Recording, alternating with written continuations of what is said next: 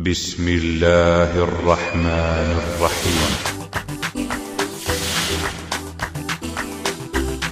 ይህንን ነገር ሰምተዋል ለኢማናችን ድክመት ህክምናውን አምጥቶልናል አልሉቅማን አልሐኪም ኦዲዮ ቪዥዋል የተለያዩና እስላማዊ አስተምህሮን የተጎናጸፉ የኦዲዮ ካሴቶችን ሲዲና ቪሲዲዎችን እንዲሁም እጅግ አስተማሪ የሆኑ እስላማዊ መጻሕፍትን አሳትሞ በገበያ ላይ አውሎልናል ይህንን ከጠየቁ እጅግ ተሳስተዋል ይህንን ከገዙ ትክክል ሰርተዋል በተጨማሪ የአርሪሳላ የዑመር አልሙክታር የነብዩላህ ዩሱፍ አለይሂ ሰላቱ ወሰላም የዶክተር ዛኪር ናይክንና የተለያዩ የሙሐደራ ቪሲዲዎችን በኦሮምኛ ቋንቋ ይዞላችሁ ቀርቧል አልሉቅማን አልሐኪም ኦዲዮ ቪዥዋል ምን ጠፍቶ ቤቱ በእውቀት ተሞልቶ ይጠብቆታል ሁሌም በሩን ከፍቶ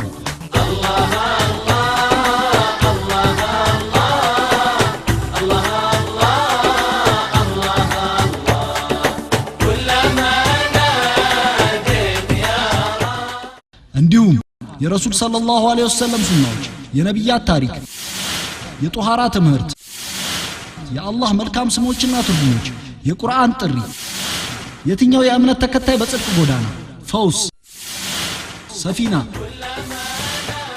የኢማም መሰረቶች የእምነት ፋና ዑምደቱል አህካም ሙንተከቡል ሐዲስ አቡ ሸጃዕ በአማርኛ ሼኹ በዳንስ ቤትና የመሳሰሉትን እጅግ በርካታ መጽሐፍቶች በገበያ ላይ አውሏል አድራሻችን ከታላቁ አንዋር መስጊድ ፊት ለፊት የሰላም ሆቴል ግቢ ውስጥ ለበለጠ መረጃ በ0911341574 የስልክ መስመራችን ያገኙናል ይለፋል ይተጋል ለውቀት ይጥራል አልሉቅማን አልሐኪም ኦዲዮ ቪዥዋል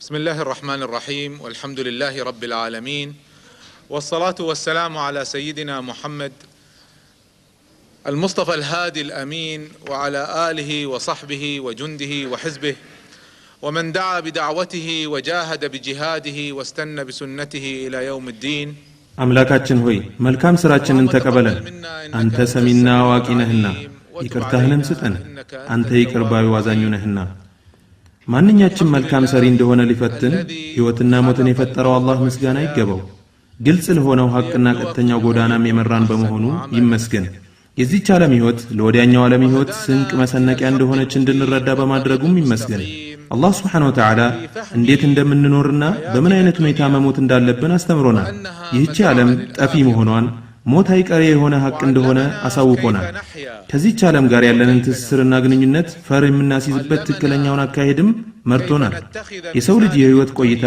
ምን ያክል ቢረዝም የፈለገውን ያክል ምኞቶቹ ቢበዙም በስተመጨረሻ ሞትን ቀማሽ መሆኑ አይቀሬ ነው አላህ Subhanahu Wa Ta'ala እንዲህ ብሏል إنك ميت وإنهم ميتون አንተ ሟች ነህ እነርሱም ሟቾች ናቸው የዛሬው ፕሮግራም ርዕስ በሩህና ሞት ዙሪያ የሚያጠነጥን ይሆናል ይህ ርዕስ በየክፍለ ዘመኑ የሰው ልጆችን በሙሉ ሲያነጋግር የነበረ ርዕስ ነው ወደፊትም አነጋጋሪ ርዕስ ሆኖ የሚቀጥል ነው በሁሉም ስፍራ በሁሉም ዘንድ የሚያነጋግር ጉዳይ ነው ለመሆኑ የህይወት እውነተኛው ገጽታ ምንድነው የሞትስ ትክክለኛው ገጽታ ምንድነው ከሞት በኋላስ ምን አለ ወይም ምን ሊኖር ይችላል እስቲ ከከባዱና ዋነኛ ከሆነው ጉዳይ ከሩህን ጀምር ሩህ ምንድነች አይሁዳውያን አላህ መስጂድ አልአቅሳን ከነሱ እጅ ነፃ ያውጣውና ረሱል ሰለላሁ ዐለይሂ ወሰለም ለመፈተን ፈለጉና በቁረይሽ ሙሽሪኮች አማካይነት ሶስት ጥያቄዎችን ለረሱል ሰለላሁ ዐለይሂ ወሰለም እንዲቀርቡላቸው አደረጉ ጥያቄዎቹም የመጀመሪያው በድሮ ዘመን የነበሩ የሆኑ ወጣቶች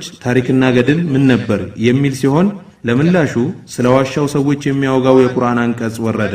ዓለምን ከጫፍ እስከ ጫፍ ስለ ዞረው ንጉስ ጉዳይ ደግሞ በሁለተኛ ደረጃ የተጠየቀ ሲሆን ለዚህም ቁርአን ስለ ዙልቀርነይን ታሪክ ዝርዝር ሁኔታ በማውሳት ምላሽ ሰጠበት። ሶስተኛው ጥያቄ ግን ሩህ ምንድነች የሚል ነበር። አይሁዶች ረሱል ሰለላሁ ዐለይሂ ወሰለም ለነዚህ ሶስት ጥያቄዎች የሚሰጡትን ምላሽ ለመስማት በከፍተኛ ጉጉት ይጠባበቁ ነበር። የመጀመሪያውን ጥያቄ ምላሽ ያውቁታል፣ ሁለተኛውንም እንዲሁ። ሶስተኛው ግን ማንም ምላሽ ሊሰጥበት እንደማይችል እርግጠኞች ነበር። እናም ረሱል ሰለላሁ ዐለይሂ ወሰለም በዚህ ጉዳይ ምላሽ ከሰጡ ሐሰተኝነታቸው ይፋ ይሆናል በማለት በጉጉት ይጠባበቁ ነበር። ምክንያቱም የሩህም ምንነት ከአላህ በስተቀር ማንም ሊያውቅ አይችልም። አላህም የቁርአን አንቀጽ በማውረድ ስለ ዋሻው ሰዎችና ስለ ዙልቀርነይን ዝርዝር ታሪክ ካወሳ በኋላ ثم قال ويسألونك عن الروح ስለ ሩህም ይጠይቁሃል በማለት ረሱል ሰለላሁ ዐለይሂ ወሰለም መስጠት ያለባቸውን ምላሽ الروح من أمر ربي ሩህ ከጌታዬ ነገር ነው ከውቀትም ጥቂትን እንጂ አልተሰጣችሁም በላቸው በማለት ገልጾላቸዋል። የሩህ ጉዳይ እጅግ በጣም አስደናቂ ነው።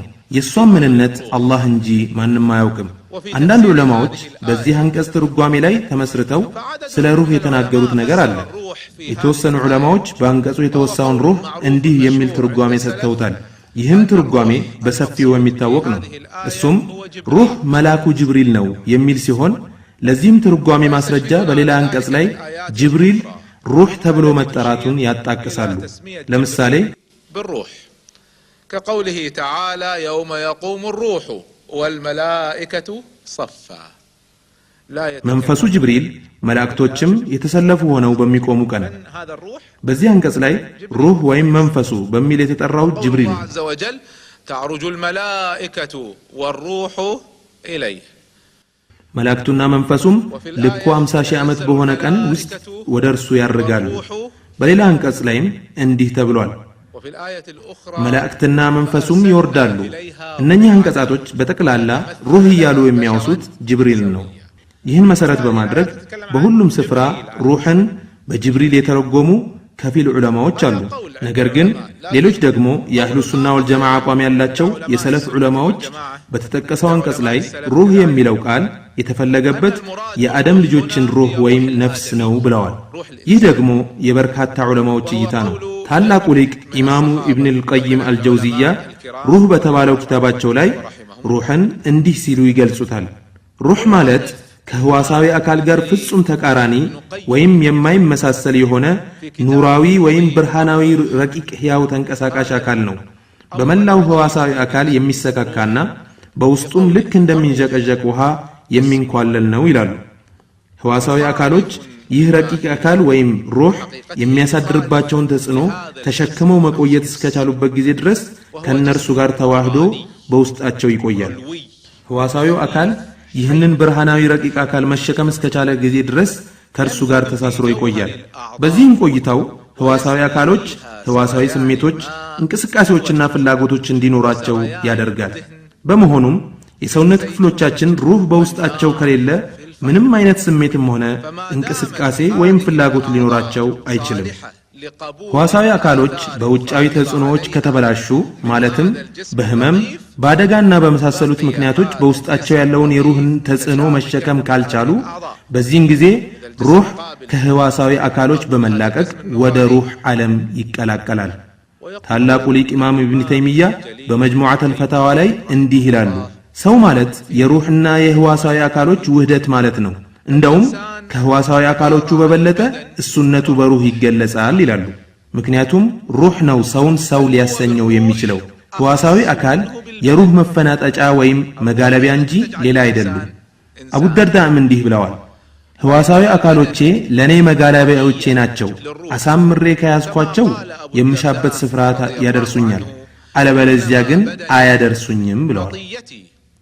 ኢብን ተይሚያ ንግግራቸውን በመቀጠል እንዲህ ይላሉ፣ የቂያማ ቀን ሁሉም ፍጡራን አንዱ ሌላኛውን መክሰሱ አይቀሬ ነው። ሌላው ቀርቶ የአንድ ሰው ሩህና ህዋሳዊ አካላት ይካሰሳሉ። ሩህ አካልን አንተ ነህ ወንጀሎችን የሰራኸው ሲል ይከሰዋል።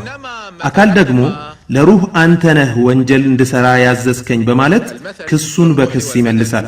አላህም በሁለቱ መሃል ፍርድ የሚሰጥ መልአክ ይልካል። መልአኩም የሁለታችሁ ምሳሌ ልክ እንደ ሽባና አይነ ስውር ነው። እናም እነኚህ ሁለት ሰዎች ወደ አንድ አትክልት ማሳ ገቡ። ከዚያም ሽባው የበሰሉ የቴምር ፍሬዎችን ተመለከተ። ሆኖም ተነስቶ በመሄድ ቀጥፎ መብላት አይቻለውም። እናም ለአይነ ስውሩ ጓደኛው እኔ የበሰሉ የቴምር ፍሬዎች ይታዩኛል፣ ይሁን እንጂ ቀጥፌ መብላት አልችልም አለው። አይነ ስውሩ ደግሞ የምትለውን የቴምር ፍሬዎች መቁረጥ እችላለሁ፣ ነገር ግን የቱ ጋር እንደሆኑ ማወቅ አልችልም አለው። በዚህም ጊዜ ሽባው እንዲህ አለው፣ ናማ ወደኔ ተሸከመኝና እኔ ልቁረጥ አለው። ከዚያም ሽባው አቅጣጫ እየጠቆመው አይነ ስውሩ ተሸክሞት በማሳው ውስጥ እየተዘዋወሩ የበሰሉ የቴምር ፍሬዎችን ቆረጡ። መልአኩም እንዲህ አለ፣ ከነኚህ ከሁለቱ ሰዎች በወንጀለኝነት መቀጣት ያለበት ማን ነው ሲል ጠየቀ። ሩህም ሕዋሳዊ አካልም ሁለቱም መቀጣት አለባቸው ሲሉ መለሱ። ምክንያቱም ያለማሳው ባለቤት ፍቃድ ፍሬዎቹን በመቁረጥ ላይ ሁለቱም ተሳትፈዋል።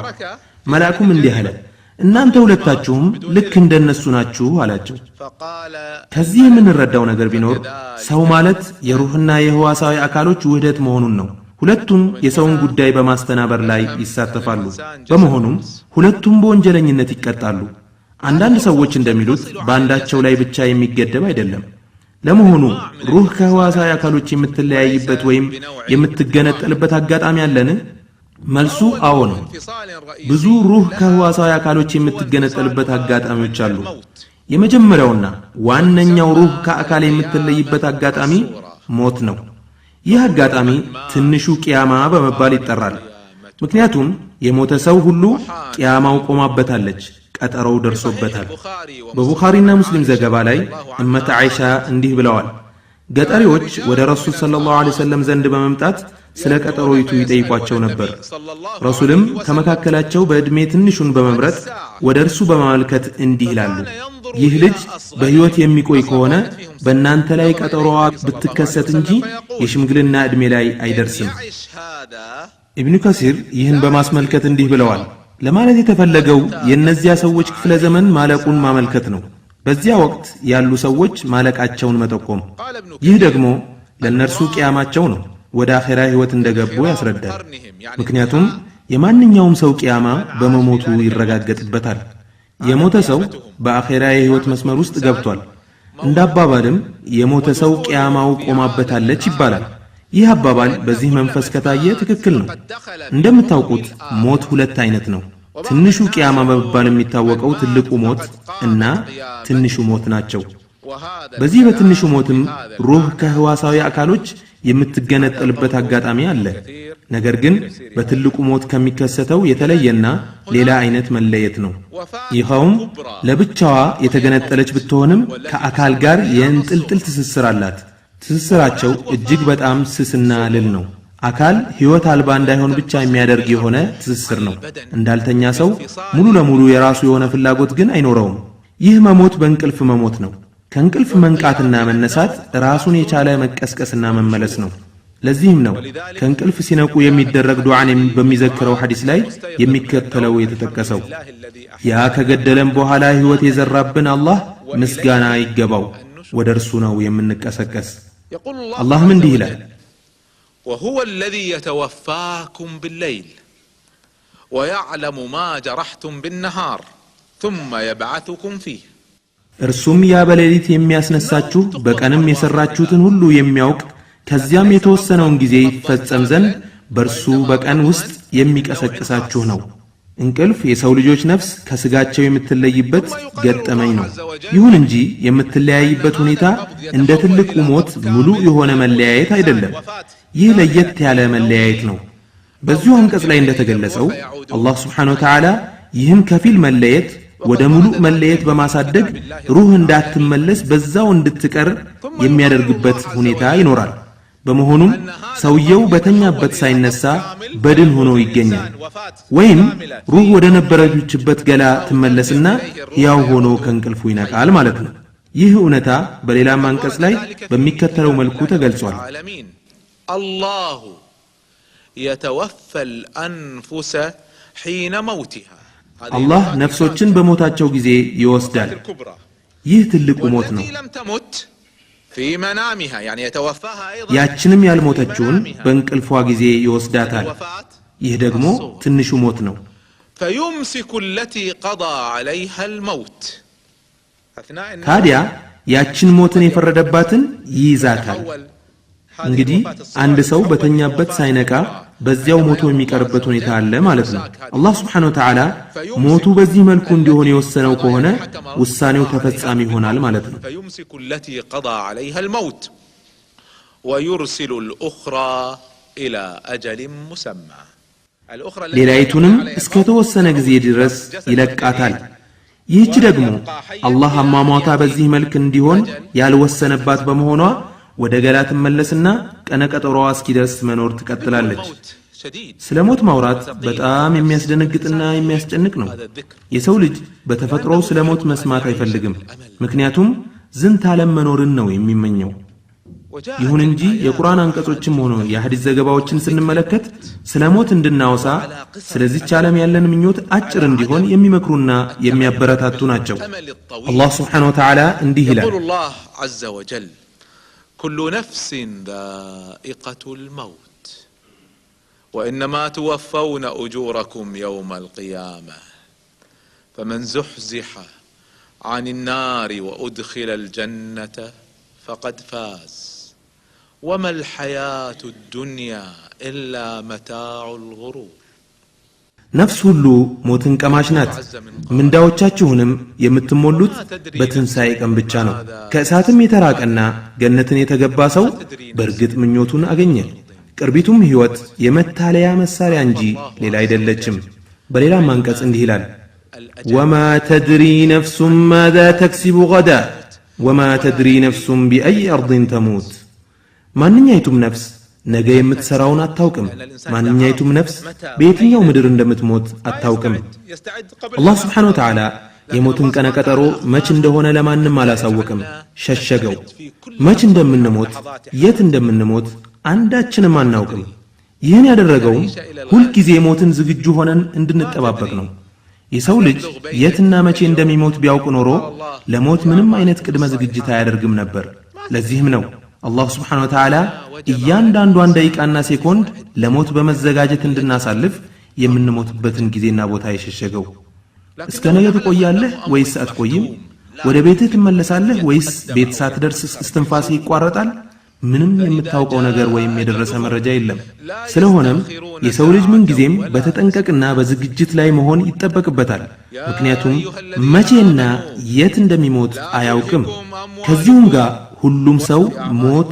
አይቀሬና ቀነቀጠሮው ለሴኮንዶች ርፍራፊ እንኳን ወደ ኋላም ወደፊትም የማይንፋቀቅ እንደሆነ እርግጠኛ ነው ከዚሁም ጋር ሁሉም ሰው ሞት አይቀሬና ቀጠሮው ለሴኮንዶች ርፍራፊ እንኳን ወደ ኋላም ወደፊትም የማይንፋቀቅ እንደሆነ እርግጠኛ ነው فإذا جاء أجلهم ጊዜያቸው በመጣ ወቅት አንዲት ሰዓት አይቆዩም አይቀድሙምም يا أيها الذين آمنوا لا تلهكم أموالكم ولا أولادكم عن ذكر الله እናንተ ያመናችሁ ሆይ ገንዘቦቻችሁና ልጆቻችሁ አላህን ከማስታወስ አያታሏችሁ ይህንንም የሚሰሩ ሰዎች እነዚያ እነሱ ከሳሪዎቹ ናቸው ክስረቱ በገንዘብ የሚተመን ወይም ደረጃና ክብርን የማጣት ክስረት አይደለም እውነተኛው ክስረት ማለት ዱንያ ስታታልልህ ገንዘብህና ልጆችህ አላህን ከማውሳትና ከማስታወስ ሲያዘናጉህ የሚያገኝህ ክስረት ነው وأنفقوا مما رزقناكم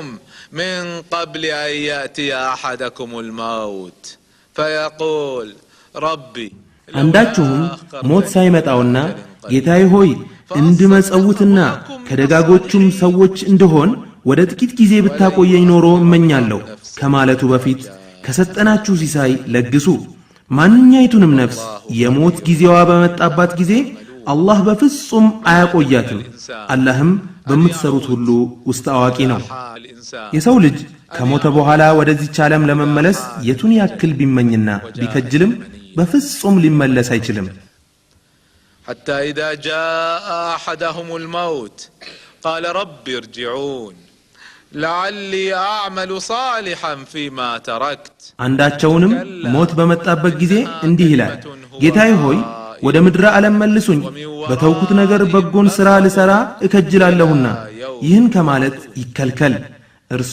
እርሱ ተናጋሪዋ የሆነች ከንቱ ቃል ናት ከስተፊታቸውም እስከሚቀሰቀሱበት ቀን ድረስ ግርዶ አለ ሞት በፍጡራን ሁሉ ላይ የተደነገገ አይቀሬ እውነታ ነው ሰዎች በሙሉ ፍጡራን በጠቅላላ ይሞታሉ ሁሉ ጊዜ ሕያው ሞት የማይነካው ብቸኛው ፈጣሪ አምላክ አላህ ብቻ ነው ነገሩ ሁሉ ከአላህ በቀር ጠፊ ነው ፍርዱ የእርሱ ብቻ ነው ወደ እርሱም ትመለሳላችሁ የልቅናና የልክስና ባለቤት የሆነው የጌታ ፊትም ይቀራል አይጠፋም ኩሉ ነፍሲን ዛኢቀቱል መውት ነፍስ ሁሉ ሞትን ቀማሽ ናት ኢነከ መይቱን ወኢነሁም መይቱን አንተ ሟች ነህ እነርሱም ሟቾች ናቸው አላህ ዘንድ ከነቢ ሙሐመድ ሰለላሁ ዐለይሂ ወሰለም የበለጠ ክብር ያለው አንድም ፍጡር የለም ከመሆኑም ጋር አላህ Subhanahu Wa Ta'ala በርሳቸውም ላይ መሞትን ወስኖባቸዋል የሰው ልጅ ስለሞት ለማስታወስ ወይም ለማውሳት ባይፈልግ ወይም ለመርሳት ቢሞክርም አንድ ማወቅ ያለበት ነገር አላህ ዘንድ ከሙሐመድ ሰለላሁ ዐለይሂ ወሰለም የበለጠ ክብር ያለው ፍጡር እንደሌለና ሞት ለርሳቸው እንኳን ያልቀረ እውነታ እንደሆነ ነው وما جعلنا لبشر من قبلك الخلد أفإن مت فهم الخالدون ሙሐመድ ሆይ ካንተ በፊት ለማንም ሰው ዘላለም መኖርን አላደረግንም ታዲያ ብትሞት እነሱ ዘውታሪዎች ናቸውን አላህ Subhanahu Wa Ta'ala ፈጽሞ ዘላለማዊነትን ለማንም አልሰጠሁም እያለን ነው እናም ወንድሞቼ እህቶቼ በፍጹም ዘላለም ልንኖር አንችልም የሆነ ቀን ሞት ይመጣናል በፍጹም ዘላለም አንኖርም መሞታችን አይቀሬ መሆኑን እያወቅን ነገር ግን ለዚህ ግልጽ ምንም አጠራጣሪነት ለሌለው እውነታ ትኩረት የማንሰጥ ዝንጎችና ችልተኞች ነን ሁሉም ይሞታል ሰዎችም ይሞታሉ ጅኖችም ይሞታሉ ሁሉም ይሞታል በቡኻሪና ሙስሊም ዘገባ ኢብኑ አባስ ረሱል ሰለላሁ ዐለይሂ ወሰለም እንዲህ ማለታቸውን አስተላልፈዋል ካንተ በስተቀር አምላክ በሌለው በአንተ የበላይነት በዚያ በማይሞተው ተጠበቃለሁ ሰዎችም ጅኖችም ይሞታሉ አላህ Subhanahu Wa Ta'ala ለሰው ልጅ በአጠቃላይ የተወሰነ የህይወት ቆይታ አድርጎለታል የሚሞትበትንም ስፍራ እንዲሁ وما كان لنفس أن تموت إلا بإذن الله ለማንኛይቱም ነፍስ በአላህ ፍርድ ቢሆን እንጂ ልትሞት አይገባትም ይላል የሰው ልጅ ይህንን ተፈጥሯዊ እውነታ ሊቀይር የፈለገውን ያክል ቢሞክር ወይም ቢታገል ፈጽሞ መቀየር አይችልም ውስንና የተጻፈ እውነታ ነው وما كان لنفس أن تموت إلا بإذن الله كتابا ለማንኛይቱም ነፍስ በአላህ ፍርድ ቢሆን እንጂ ልትሞት አይገባትም ጊዜውም ተወስኖ ተጽፏል ይላል የምንሞትበትም ስፍራ እንዲሁ የተጻፈ ጉዳይ ነው أينما تكونوا يدرككم الموت ولو كنتم في بروج مشيدة የትም ስፍራ ብትሆኑ በተነከሩ ህንጻዎች ውስጥ ብትሆኑም እንኳን ሞት ያገኛችኋል የሰው ልጅ ከሞት ለመሸሽ ወይም ለማምለጥ የፈለገውን ያክል ቢሞክርም የፈለገውን አይነት ጥንቃቄና ጥበቃ ቢያደርግም ሞት ይመጣዋል قل إن الموت الذي تفرون منه فإنه ملاقيكم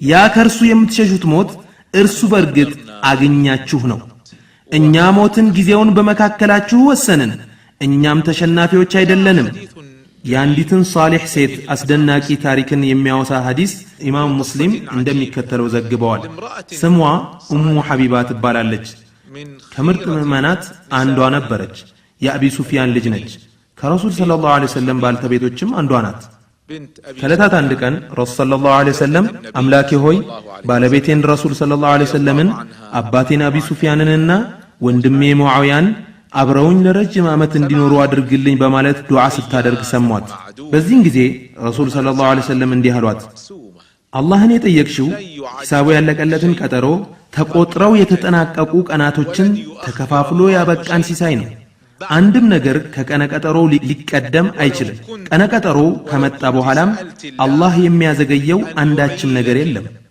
አላህ ከእሳትና ከቀብር ቅጣት እንዲጠብቅሽ ብትለምኚ የተሻለና በላጭም ነበር አሏት የፈለገ ያክል የአንድ ሰው እድሜ እንዲረዝም አላህን ብትለምንለት ጉዳዩ ተወስኖ ያለቀለት ነው የተገደበ ታስቦ ተወራርዶ ያለቀለት ጉዳይ ነው ምንም የሚቀየር ነገር አይኖርም በተጨማሪም ጉዳዩ የተያዘው በአላህ Subhanahu Wa Ta'ala ብቻና ብቻ ነው አምስት ነገሮችን ከአላህ በስተቀር ማንንም አያውቃቸውም ሊያውቃቸውም ፈጽሞ አይችልም ኢማሙ አልቡኻሪ ረሱል ሰለላሁ ዐለይሂ ወሰለም እንዲህ ማለታቸውን ዘግበዋል የሩቅ ነገር ቁልፎች አምስት ናቸው እነርሱን አላህ እንጂ ማንንም አያውቃቸውም إن الله عنده علم الساعة وينزل الغيث ويعلم ما في الأرحام وما تدري نفس ماذا تكسب غدا وما الله يسأتيتو قد إرسو زند بچانو زنامنم ያወርዳል በማህፀኖችም ውስጥ ያለን ሁሉ ያውቃል ማንኛይቱ ነፍስም ነገ የምትሰራውን አታውቅም ማንኛይቱ ነፍስም በየትኛው ምድር እንደምትሞት አታውቅም አላህ አዋቂ ውስጥ አዋቂ ነው የሰዓቲቷን ጊዜ የህይወትን ፍጻሜ ቀነቀጠሮን አንድ ሰው የት እንደሚሞት አላህ እንጂ ማንንም አያውቅም ኢማሙ አህመድና ኢማም ትርሚዚ የሚከተለውን የረሱል ሰለላሁ ዐለይሂ ወሰለም ንግግርን ዘግበዋል አላህ Subhanahu Wa Ta'ala ያንድን ሰው ሩህ በሆነ ስፍራ ላይ መውሰድ ከፈለገ ሰውየው በዚያ ቦታ ላይ ጉዳይ እንዲኖረው ያደርጋል ሰውየው ይህንን ቦታ ፈጽሞ የማያውቀው እንኳን ቢሆን ማለት ነው የሐዲሱ መልእክት አላህ Subhanahu Wa Ta'ala የሆነ ቦታ ላይ ሞቱ እንዲሆን የፈለገውን ሰው በመሞቻው ሰዓት ላይ በዚያ ስፍራ እንዲገኝ ያመቻቸዋል የሚል ነው ሩህ ከስጋ የምትለይበት ሂደት የሚጀምረው ከጣረሞት ነው ጣረሞት የሚከሰተው የሰውየው አጀል ሲቀርብ ይህችን ዓለም የሚለቅበት ጊዜ ሲደርስ ነው ከዚያም ሩህን ከስጋ በመነጠል ወደ ስፍራዋ ትወሰዳለች በዚህን ጊዜ የሰው ልጅ ይህን ክስተት ሊቀይር የሚችልበት ምንም አይነት ዘዴም ሆነ ብልሃት ወይም ኃይል አይኖረውም ወዶ ሳይሆን በግዱ ባሸናፊው ኃያሉ አምላክ የተማረከ የተሸነፈና በቁጥጥር ስር የዋለ መሆኑን ይረዳል وهو القاهر فوق عباده እርሱም ከባሮቹ በላይ ሲሆን ሁሉን አሸናፊ ነው በእናንተም ላይ ጠባቂዎችን መላእክት ይልካል እኛን ከበሽታ ከድንገተኛ አደጋዎችና ከመሳሰሉት ነገሮች የሚከላከሉና የሚጠብቁን የሆኑ በነፍስ ወከፍ በእኛ ላይ የተመደቡ መላእክቶች አሉ حتى إذا جاء أحدكم الموت توفته رسلنا وهم لا አንዳችሁም ሞት በመጣበት ጊዜ የሞት መላእክቶቻችን እነርሱ ትእዛዛትን የማያጎድሉ ሲሆኑ ይገሉታል ለመሆኑ የሰው ልጅ እንዴት ነው ከስጋው የምትለየው ወይም የምትወጣው ይህን ሁኔታ የሚገልጹ በርካታ ሐዲሶች ተዘግበዋል እነኛ ሐዲሶች ሩህ ከአካል ከተለየች በኋላ የሚኖረውን ሁኔታም ጭምር ያብራራሉ በቀብር ውስጥ ስለሚከሰቱ ነገሮች ሩህ በሰማይ ወደ ተዘጋጀላት ስፍራ ስትሄድ ወይም ስታርግ ያለውን ሁናቴ ይገልጻሉ ሐዲሶቹ በርካታና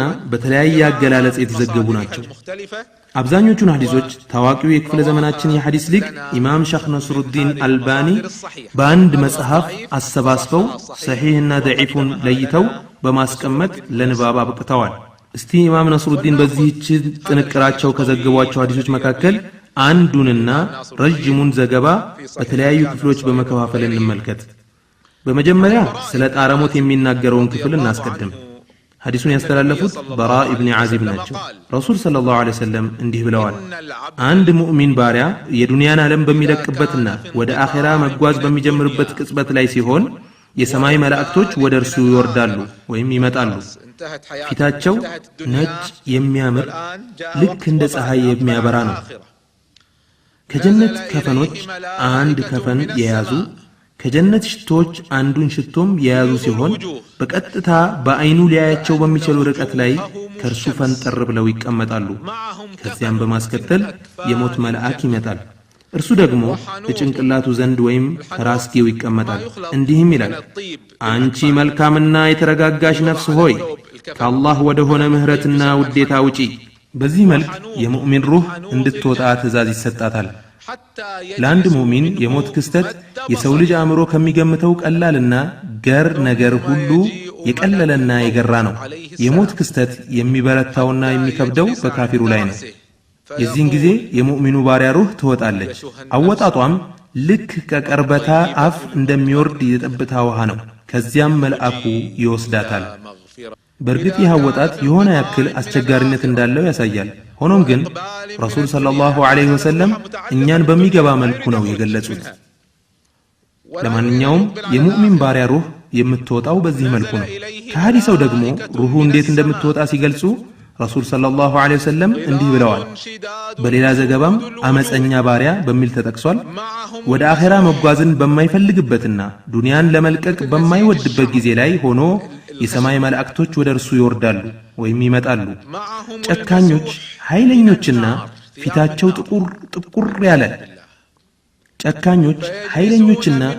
ጥቁር ያለ ከእሳት የሆነ መንሽ ወይም ማበጠሪያ መሰል ነገር የያዙ ሲሆን በቀጥታ በአይኑ ሊያያቸው በሚችለው ርቀት ላይ ከርሱ ፈንጠር ብለው ይቀመጣሉ። ከዚያም በማስከተል የሞት መልአክ ይመጣል። እርሱ ደግሞ ጭንቅላቱ ዘንድ ወይም ከራስጌው ይቀመጣል።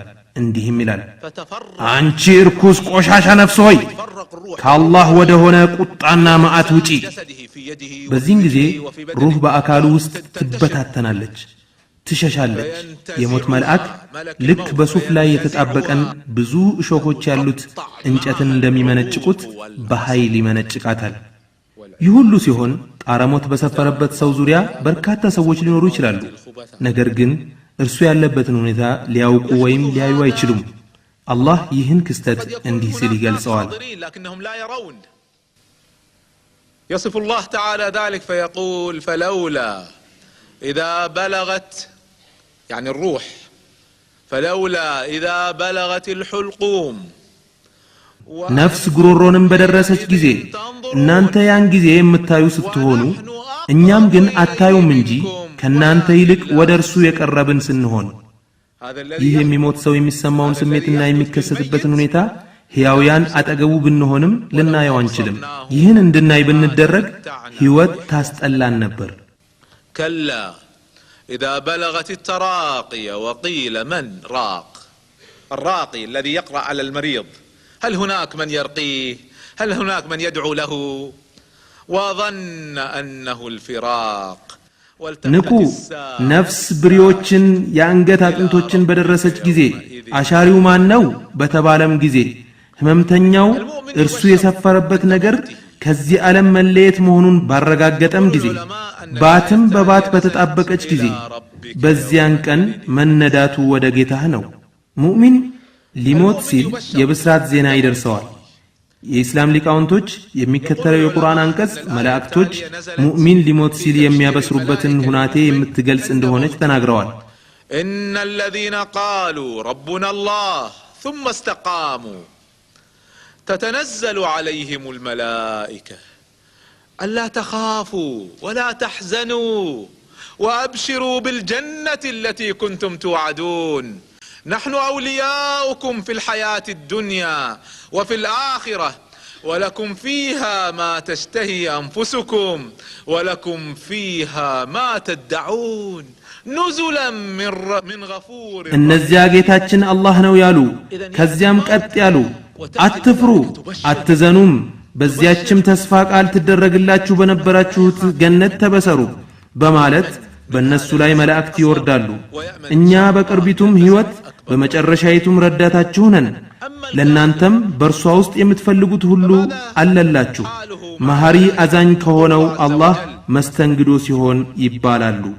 በአንቀጹ ላይ እንደተመለከተው ሙእሚን በጣረሞት ላይ ሲደርስ የሚያበስሩ መላእክቶች ወደ እርሱ ይመጣሉ። ፍራቻና ድንጋጤ እንዳያይልበት በብስራት ያበረቱታል።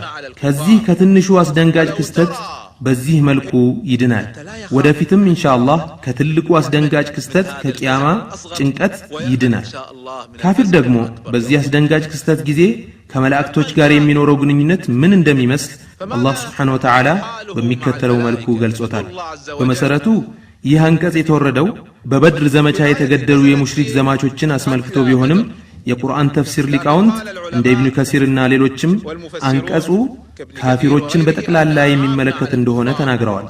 ولو ترى إذ يتوفى الذين كفروا الملائكة الملائكة يتوفون الذين كفروا ولو ترى إذ يتوفى الذين كفروا الملائكة يضربون وجوههم وأدبارهم وذوقوا عذاب እነዚያን የካዱትን መላእክት ፊቶቻቸውንና ጀርባዎቻቸውን እየመቱ የቃጠሉንም ስቃይ ቅመሱ እያሉ በሚገድሏቸው ጊዜ ብታይ ኖሮ አስደንጋጭ ነገር ታይ ነበር።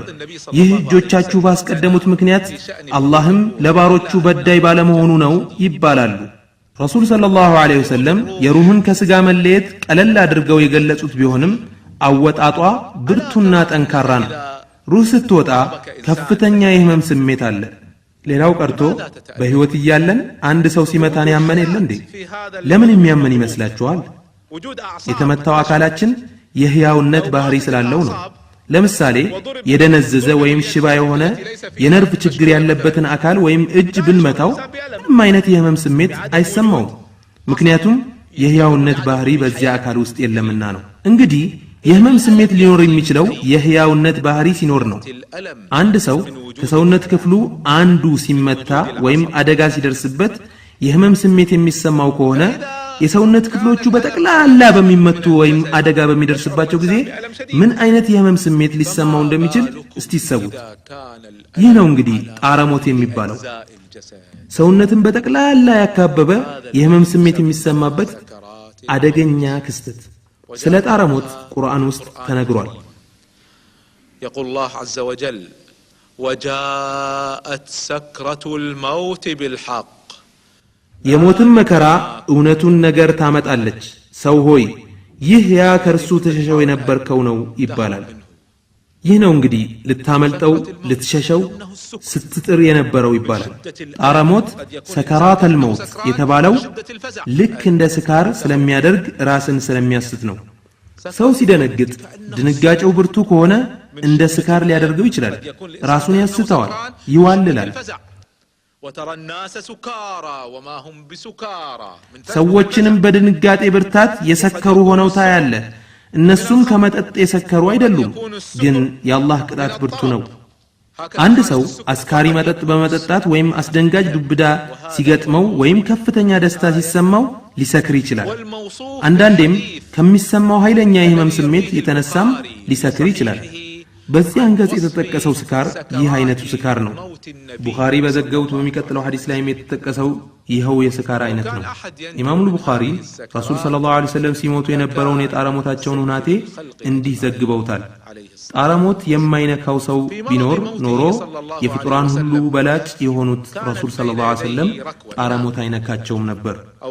ረሱል ሰለላሁ ዐለይሂ ወሰለም ሊሞቱ ሲሉ ባጠገባቸው በውሃ የተሞላ ዕቃ ነበር። እናም ረሱል ሰለላሁ ዐለይሂ ወሰለም ጣረሞት እጅግ ሲበረታባቸው እጃቸውን እዚያ ውሃ ውስጥ እያስገቡ ፊታቸውን እየጠረጉ ላኢላሃ ኢላላህ ሞት ጣር አለው ሰከራት አለው ይሉ ነበር። እመት አይሻ ይህን ቅጽበት እንዲህ በማለት ይገልጹታል። ረሱል ሰለላሁ ዐለይሂ ወሰለም በዚያ ቅጽበት ይሰማቸው ወይም ሰፍሮባቸው የነበረውን አይነት የህመም ስሜት የተሰማው ወይም የሰፈረበት ሰው አንድም አላየሁም። አሁንም እመት አይሻ አባታቸው ሰይድ አቡበከር በሞቱ ዕለት ወደሚያጣጥሩበት ክፍል ገቡ። የአባታቸው ህመም እጅግ በጣም የጠና የጣረሞት ህመም መሆኑን ሲያውቁ ጥልቅ ሐዘን ተሰማቸው። ሐዘናቸውንም እንዲህ ሲሉ በግጥም ገለጹ። ሀብትና ንብረት ወገን መች ይጠቅማል፣ ነፍስ ስትከዳ ገላ ሲቆስል። አቡበከር ይህን የልጃቸውን ንግግር ሲሰሙ እንደ መንቃት አሉ። ፊታቸውን ገለጥ በማድረግም እንዲህ ሲሉ ተናገሩ። ይህን ተይና ባይሆን ወጃአት ሰክረቱል መውት ቢልሐቅ ዛሊከ ማ ኩንተ ሚንሁ ተሒድ፣ የሞትን መከራ እውነቱን ነገር ታመጣለች። ሰው ሆይ ይህ ያ ከርሱ ተሸሽ የነበርከው ነው በይ አሏቸው። አላህ ስብሓነሁ ወተዓላ የኩፋሮችን አሟሟትና ጣረሞት እንዴት እንደሚያንገላታቸው ተናግሯል። ومن أظلم ممن افترى على الله كذبا أو قال أوحي إلي ولم يوحى إليه شيء ومن قال سأنزل مثل ما أنزل الله ولو ترى إذ الظالمون في غمرات በአላህም ላይ እብለትን ከቀጣጠፈ ወይም ወደ እርሱ ምንም ያልተወረደለት ሲሆን ወደ እኔ ተወረደልኝ ካለና አላህም ያወረደውን ቢጤ በርግጥ አወርዳለሁ ካለ ሰው ይበልጥ በዳይ ማን ነው?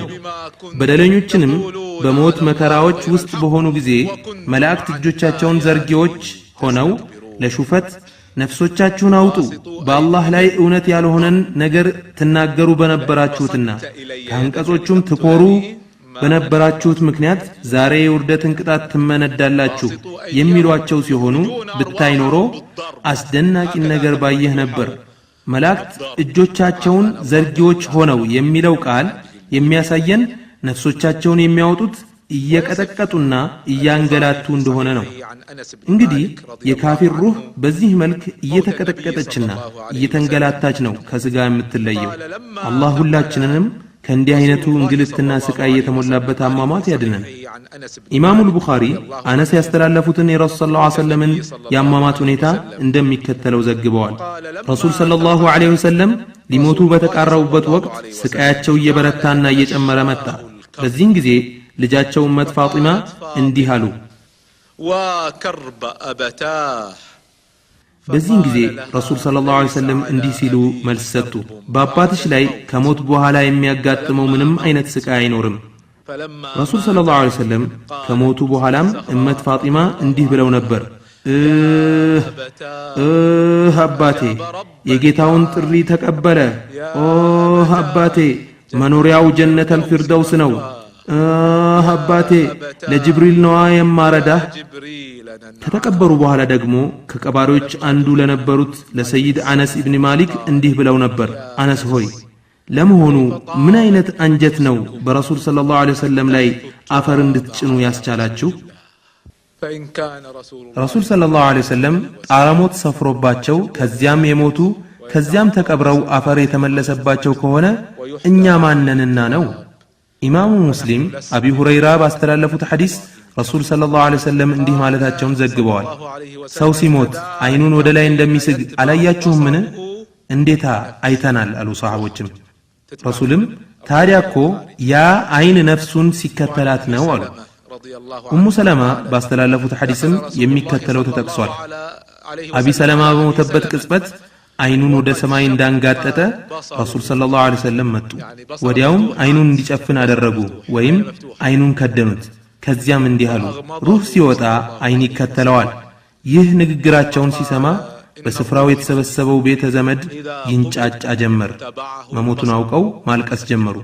ረሱልም እንዲህ አሏቸው፣ በነፍሶቻችሁ ላይ መልካምን እንጂ አትለምኑ፣ ምክንያቱም መላእክቶች እናንተ ለምትለምኑት ዱዓ አሚን ይላሉ አሉና በማስከተል አምላኬ ሆይ አቢ ሰለማን ማረው፣ ደረጃውን ከጻድቃኖች ጋር ከፍ አድርግለት፣ ትቷቸው ለሄደውም በላጩን ተካላቸው፣ ለኛም ለርሱም ይቅር በለን፣ አንተ የዓለማት ጌታ ሆይ ቀብሩን አስፋለት አብራለት አሉ።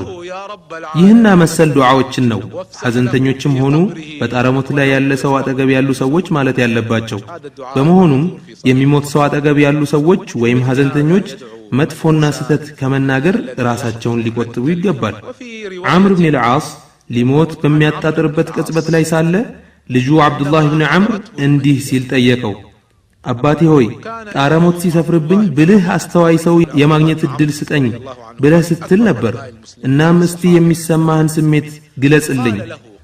ዓምር ኢብኑ አልዓስ እንዲህ ያለ ሰው ሊሞቱ በሚያጣጥርበት ቅጽበት ላይ ለማግኘት የተመኙበት ስለ ሞት ሁናቴ ሊገልጹለትና ሊነግሩት በመፈለጋቸው ነው። አንድ ሰሐቢ ሌላውን ሰሐቢ ጠይቆ የተሰጠው ተጨባጭ ነገር ላይ የተመሰረተ ምላሽ። ስለ ሞት ከቁርአንና ሐዲስ ቀጥሎ ከዚህ አገላለጽ የበለጠ ገለጻ የተሰጠበት አንድም አጋጣሚ የለም። ምላሹ እንዲህ ነበር፣ ልጄ ሆይ በአላህ ስም እምልልሃለሁ፣ አሁን የሚሰማኝ ስሜት ልክ በእሳት ላይ እንደተጋደምኩ ያክል ነው። አተነፋፈሴ ደግሞ በመርፌ ቀዳዳ የሚወጣ ያክል ዝግትግት ጭንቅንቅ ያለ ነው። እሾካማ ነገር ከግር ጥፍሬ እስከ አናቴ ድረስ እየተመነጨቀ እየተዘነጠለ ያለም ይመስለኛል። የህመሙ ስሜት ሰውነቴን በሙሉ ያዳረሰ ነው። ይህን የህመም ስሜት ሊያቀለው የሚችለው የአላህ እዝነት ብቻ ነው።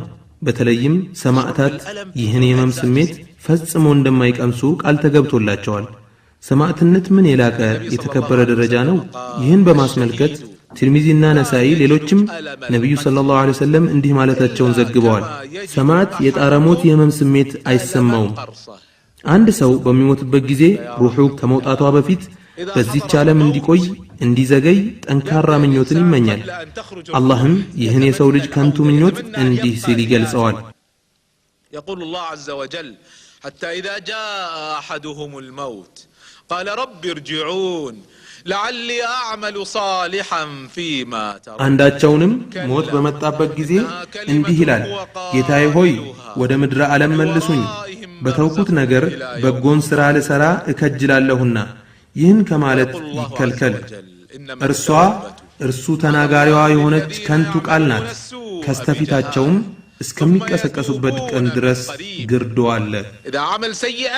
ጸጸትን መቀበል በአላህ ላይ የሚገባው ለነዚያ በስህተት ለሚሰሩትና ከዚያም ከቅርብ ጊዜ ለሚጸጸቱት ብቻ ነው። እነዚያንም አላህ በእነርሱ ላይ ጸጸትን ይቀበላል። አላህም አዋቂ ጥበበኛ ነው። ጸጸትንም መቀበል ለነዚያ ኃጢአቶችን ለሚሰሩ አንዳቸውንም ሞት በመጣበት ጊዜ እኔ አሁን ተጸጸትኩ ለሚሉና ለነዚያም እነርሱ ከሃዲዎች ሆነው ለሚሞቱ አይደለችም። እነዚያ ለነሱ አሰማሚን ቅጣት አዘጋጅተናል። ጣረ ሞት ላይ ሆኖ ተውበት ተቀባይነት የለውም። ሙእሚን ሩሁ ስትወጣ ይደሰታል። በሩሁ መውጣት ደስታ ይሰማዋል። ምክንያቱም ይህ ቅጽበት ከአላህ ጋር የሚገናኝበት አጋጣሚ ነውና። ኢማሙ ቡኻሪ ረሱል ሰለላሁ ዐለይሂ ወሰለም እንዲህ ማለታቸውን ዘግበዋል። አላህን መገናኘት የወደደ ሰው አላህም ከእርሱ መገናኘትን ይወዳል። ከአላህ ጋር መገናኘትን የጠላ ሰው አላህም ከእርሱ ጋር መገናኘትን ይጠላል። በዚህም ጊዜ አይሻ ወይም ከረሱል ሰለላሁ ዐለይሂ ወሰለም ባልተቤቶች አንደኛዋ እኛ እኮ ታዲያ ሞትን እንጠላለን አሉ። ማንኛውም ሰው በተፈጥሮ መሞትን አይፈልግም አይወድም። ታዲያ ይህኛ ከአላህ ጋር መገናኘትን እንጠላለን ማለትን ያሳያል እንዴ ብለው ድንግር ያላቸውን ጠየቁ። ረሱል ሰለላሁ ዐለይሂ ወሰለም አይ ይህ እንደዚያ ማለት አይደለም፣ ነገር ግን ሙእሚን ሞት ሲመጣበት በአላህ ውዴታና ክብር ይበሰራል። እናም በዚህም ጊዜ ከፊት ለፊቱ ከተደቀነው ሞት የበለጠ የሚወደው ነገር አይኖርም። ሩሁ በፍጥነት ከስጋው እንድትለይ ይፈልጋል። ምክንያቱም በአላህ ውዴታና ከርሱ በሆነ ክብር የተበሰረ በመሆኑ መዘግየትን አይፈልግም። በዚህም ከአላህ ጋር መገናኘትን ይወዳል። አላህም የእርሱን መገናኘት ይወዳል። ከሃዲ ደግሞ ሞት ሲመጣበት በአላህ ቅጣትና ቁጣ ይበሰራል። ከፊት ለፊቱ ከተደቀነው ሞት የበለጠ የሚጠላው ምንም ነገር አይኖርም። በዚህም ከአላህ ጋር መገናኘትን ይጠላል። አላህም ከእርሱ ጋር መገናኘትን ይጠላል።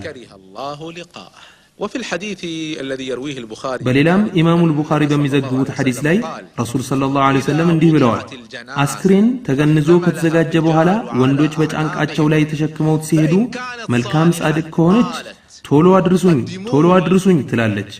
መጥፎ ርኩስ ከሆነች ደግሞ ወየው ጉዴ ወዴት ነው የምትወስዱኝ ትላለች። ይህንን የአስክሬን ድምፅ ከሰው በስተቀር ሁሉም ነገር ይሰማዋል። የሰው ልጅ ይህንን ድምፅ የሚሰማ ቢሆን ራሱን በሳተ ነበር። ለመሆኑ ለምንድን ነው የሰው ልጆች ሞትን የምንጠላው? ሱለይማን ኢብኑ አብዱል መሊክ ለሐጅ ስነ ስርዓት በመጡበት ወደ መዲና ጎራ ብለው ነበር። እናም እንዲህ ብለው አስጠየቁ፣ ለመሆኑ በዚህ መዲና ውስጥ ጎበዝ ከተወሰኑ ሰሃባዎች ጋር የተገናኘ ሰው አለን? ሰዎችም አዎ አለ በማለት መለሱላቸው። አቡ ሐዚም አንዱ እንደሆኑ በተጠቆሙት መሰረት ወደ አቡ ሐዚም መልእክተኛ በመላክ አስጠሯቸው። አቡ ሐዚም እርሳቸው ዘንድ እንደደረሱም እንዲህ ሲሉ ጠየቋቸው፣ ለምንድን ነው ሞትን የምንጠላው? አቡ ሐዚምም ዱንያን ገንብታችሁ አኼራን አፈራረሳችሁ፣ ስለሆነም ካማረና ከተገነባው ወደ ፈራረሰውና ወደ ተጎሳቆለው መሸጋገርን ትጠላላችሁ ሲሉ መለሱላቸው። ሱለይማንም ትክክል ነህ አሉና በማስከተልም ወይ ጉዳችን፣ ታዲያ ምንድነው አላህ ዘንድ የሚጠብቀን በማለት ጠየቁ። አቡ ሐዚምም ስራዎቻችሁን በቁርአን ውስጥ ፈልጓቸው። ሱለይማንም እኮ የቱ ጋር ነው የምናገኛቸው ሲሉ ጠየቁ። قال في قوله تعالى إن الأبرار لفي نعيم እውነተኞቹ ምእመናን በርግጥ በገነት ውስጥ ናቸው፣ ከሃዲዎቹም በርግጥ በገሃነም ውስጥ ናቸው። እዚህ አንቀጽ ውስጥ ራሳችሁን ፈልጉ፣ ከእውነተኛ ምእመናን ነን ወይስ ከሃዲዎች? እሺ ታዲያ የአላህ ረሕመት የት ነው የሚገኘው ሲሉ ጠየቁ። አሁንም ሱለይማን አቡ ሐዚምም የአላህ ረሕመት ለመልካም ሰሪዎች ቅርብ ናት ሲሉ መለሱለት። ወይ ጉዳችን! እንዴት ነው አላህ ፊት የምንቆመው? መልካም ሰሪ ልክ ከቤተሰቡ ተለይቶ ወደ ቤተሰቡ እንደተመለሰ ሰው ነው። እርኩስ ደግሞ ልክ ባሳዳሪው ላይ ያመፀ ባሪያ ካሳዳሪው ጋር በድንገት ሲገናኝ እንደሚሆነው ነው አሏቸው። በዚህን ጊዜ ሱለይማን ምርር ብለው አለቀሱ። ድምፃቸውን ከፍ አድርገው ተንሰቀሰቁ። ከዚያም እንዲህ አሉ፣ አቡ ሐዚም ሆይ እስቲ ምከሩኝ። አቡ ሐዚምም የሚከተለውን ምክራቸውን ለገሷቸው። አደራችሁን አላህ በከለከላችሁ ስፍራ ላይ እንዳያያችሁ፣ ካዘዛችሁ ስፍራ እንዳያጣችሁ ተጠንቀቁ። እንግዲህ ሩህ ከወጣች በኋላ ወደ ሰማይ ጉዞ ትጀምራለች። አቢ ሁረይራ ባስተላለፉት ሐዲስ ላይ የሚከተለው ተነግሯል። የአንድ ሙእሚን ሩህ በምትወጣ ጊዜ ሁለት መላእክቶች ይቀበሏታል፣ ይዘዋትም ወደ ሰማይ ይወጣሉ። ይህች ሩህ ማራኪ መዓዛ ያለው የሽቶ አይነት ጥሩ ሽታ እንዳላት በዚሁ ሐዲስ ላይ መጠቀሱን ሐማድ ተናግረዋል። በሰማይ ቀበሌ ስትደርስ የሰማይ ነዋሪዎች እንዲህ ይላሉ፣ በጣም የሚያውድ የሚያምር ሽታ ከወደ ምድር አቅጣጫ መጣ፣ አንቺንም በውስጡ የቆየሽውንም ሕዋሳዊ አካልም አላህ ያሳምራችሁ ይሏታል። ከዚያም በቀጥታ የልዕልና ባለቤት ወደ ሆነው ጌታ ዘንድ እንድትሄድ ይደረጋል። አላህም እስከ መጨረሻው የቀጠሮ ቀን ድረስ ወደ መቆያ ስፍራዋ ውሰዷት ይላል። ከሃዲ ሩህ ደግሞ ከስጋ ስትለይ ወይም ስትወጣ በጣም ትገማለች፣ ትከረፋለች፣ አካባቢውን ሁሉ ትበክላለች። ወደ ሰማይ ቀበሌም ስትደርስ ነዋሪዎቿ እንዲህ ይላሉ፣ አስጠሊታ ቆሻሻ ሩህ ከምድር አቅጣጫ መጣ፣ ከዚያም እስከ መጨረሻው የቀጠሮ ቀን ድረስ ወደ ማቆያዋ ስፍራዋ ውሰዷት ይባላል። ይህን ጉዳይ ረሱል ሰለላሁ ዐለይሂ ወሰለም በሰፊው ማብራራታቸውን ኢማሙ አልባኒ በዘገቡት ሐዲስ ላይ ተጠቅሷል። የሙእሚን ሩህ ስትወጣ በሰማያትና በምድር ውስጥ ያሉ መላእክቶች በሙሉ ዱዓ ያደርጉላታል። የሰማያት በሮችም ይከፈቱላታል። በእያንዳንዱ የሰማይ በሮች የሚገኙ መላእክቶች ዱዓ ያደርጉላታል። የሙእሚን ሩህ መለከል መውት ካወጣት በኋላ በቦታው የተገኙ ሌሎች መላእክቶች ለቅጽበት ያክል እንኳን በእጁ ላይ አይተውለትም። ይቀበሉትና በዚያ ከጀነት በመጣ ከፈን ላይ ያደርጓታል። በዚያ ከጀነት በመጣ ሽቶ ይቀባቧታል። ይህም የሚከናወነው አላህ ሱብሓነሁ ወተዓላ ለሙእሚን ሩህ አቀባበል እንዲያደርጉ በላካቸው ልዩ መላእክቶች አማካይነት ነው። የእነርሱ ሥራ ከመለከል መውት የሙእሚንን ሩህ በመቀበል ማሽሞንመን ብቻ ነው። ረሱል ሰለላሁ ዐለይሂ ወሰለም ይህ አላህ ሱብሓነሁ ወተዓላ በቁርአን ውስጥ ተወፈትሁ ሩሱሉና ወሁም ላ ዩፈርጡን ያለው ነው ብለዋል። የሙእሚን ሩህ ስትወጣ በምድር ላይ ታይቶ ተገኝቶ የማያውቅ ማራኪ እጅግ በጣም የሚያውድ የሽቶ መዓዛ ኖሯት ነው የምትወጣው። እስቲ እነኚህን የረሱል ሰለላሁ ዐለይሂ ወሰለም አገላለጾችን አስተንትኗቸው። ምን ያክል የሙእሚን ሩህ እንደምታምር እንደምትዋብ እሰቡት። እስቲ ለሩህ የሚደረግላትን መስተንግዶ፣ አቀባበል፣ ሽልማትና ጌጥ ተመልከቱ። ምንም እንኳን ሰው ሞትን የሚፈራ ቢሆንም አላህ ሱብሓነሁ ወተዓላ ለሙእሚን ሩህ ያዘጋጀውን እንዲህ ያለ ብስራትና መስተንግዶ ሲሰማ ትክክለኛ ሙእሚን መሆን ከቻለ የሩህ ከስጋ መለየት በአእምሮ እንደሳለው አስፈሪና አስደንጋጭ እንደማይሆን ይሰማዋል። እንደውም ለሙእሚን በርካታና እጅግ ጥልቅ የሆኑ መልካም ነገሮች እንደሚጠብቁት ይረዳል። የሙእሚንን ሩህ ይዘዋት ወደ ሰማይ ቀበሌ ሲወጡ የሚያገኛቸው የመላእክት ስብስብ ሁሉ ምን አይነት የተባረከች ያማረች ሩህ ነች በማለት አድናቆታቸውን ይገልጻሉ። ይዘዋት የመጡ መላእክቶችም እንዴታ የገሌ ልጅ የገሌ ሩህ ናት እኮ በማለት በዱንያ ሲጠራበት ከነበረበት ስሞች ሁሉ ቆንጆውን በመምረጥ ማንነቷን ይናገሩላታል። ሰማይ ቀበሌ ሲደርሱ ፍቃድ ይጠይቁላታል። የሰማያት ጠባቂዎችም በራቸውን በመክፈት ያስገቧታል። በእያንዳንዱ ሰማይ ባለሟል የሆኑ መላእክቶች ወደ ቀጣዩ ሰማይ ይሸኟታል። በዚህ አይነት አጀባና ሽኝት ሰባተኛ ሰማይ ትደርሳለች። አላህም የባሪያዬን የሥራ ሪፖርት በዒልይን መዝገብ ውስጥ አስፍሩት ይላል። በዚህ መልኩ የሙእሚን የሥራ ሪፖርት በዒልይን መዝገብ ውስጥ ይመዘገባል። ከዚያም ወደ ምድር መልሷት ይባላል። ከሷው ነው የፈጠርኳቸው፣ ወደ እርሷው ነው የምመልሳቸውም፣ በመጨረሻም ከዚያው ነው የማወጣቸው ይላል።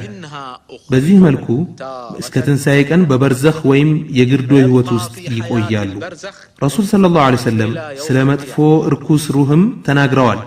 ይህች ደግሞ ከካፊር ወይም ከእንቢተኛ ሰው ውስጥ የምትወጣ ሩህ ነች።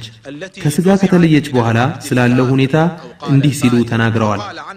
በምድርና በሰማይ መካከል ያሉ መላእክቶች በሙሉ ይረግሟታል። በሰማይ ቀበሌም ያሉ መላእክቶች ይረግሟታል። የሰማይ በርም ይዘጋባታል። የሁሉም ሰማይ መላእክቶች ይህች ሩህ በእነርሱ በኩል እንዳታልፍ አላህን ይለምናሉ። አንዳቸውም አይፈልጓትም። መለከል መውት ይህችን ሩህ ካወጣት በኋላ በቦታው የተገኙ መላእክቶች ለቅጽበት ያክልም በእጁ ላይ አይተውለትም። ወዲያው ከጀሃነም ባመጡት መንሽም ማበጠሪያ መሰል ነገር ላይ ይጥሏታል። ከመቅጽበትም ወደ ጀሃነም ያስፈነጥሯታል። ወዲያውም ወደ ጀሃነም ያስፈነጥሯታል። በምድር ላይ ከተገኙ ጥንቦች ሁሉ የመጨረሻ የጠነባ የገማ የጥንብ ሽታ ትሸታለች። ይዘዋት ወደ ሰማይ ይወጣሉ። በሚያልፉባቸው የሰማይ ቀበሌዎች በጠቅላላ የሚገኙ መላእክቶች ምን አይነት ርኩስ ሩህ ናት በማለት የአግርሞት ጥያቄ ይቃሉ። ይዘዋት የመጡት መላእክቶችም እቺማ የዚያ የገሌ ልጅ ገሌ ሩህ ናት በማለት በዱንያ ላይ ሲጠራባቸው ከነበሩ ስሞች ሁሉ አስጠሊታ በሆነው ስሙ ጠርተው እነቷን ያስተዋውቋል። ሰው ደርሱ እንፈትላት ጠይቁም ፈትላት